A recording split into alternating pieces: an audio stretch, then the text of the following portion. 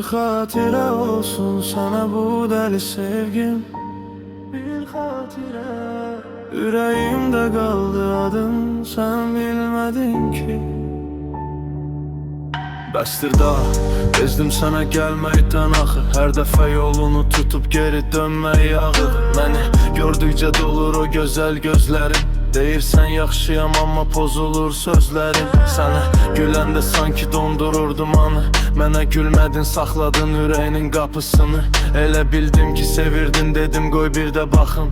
Sənsiz hər axşamı içimdə susturdum, yandım. Bir xatirə olsun sana bu dəli sevgim. Yaddaşımda qalsın səsim, nəfəsim. Məni unutsan da qoy qalım içində bir iskim. Bir xatirə olsun, bir xatirə olsun bu dəli sevgim. Geceler yazdığım mesajlar kaldı silin. Oxumadan attın qəlbim yenə də inanıb. Sən isə yorulmusan, mən isə yenə təkəm.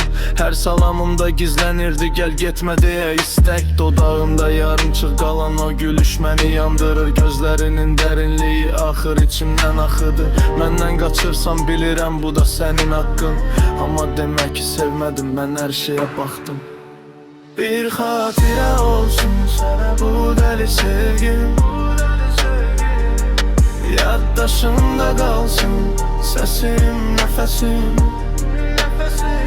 Məni unutsan da qoy qalım içində bir iskim. Bir xatirə olsun, bir xatirə olsun bu dəli sevgim. Bəlkə iller keçəcək adımı eşidəcəksən.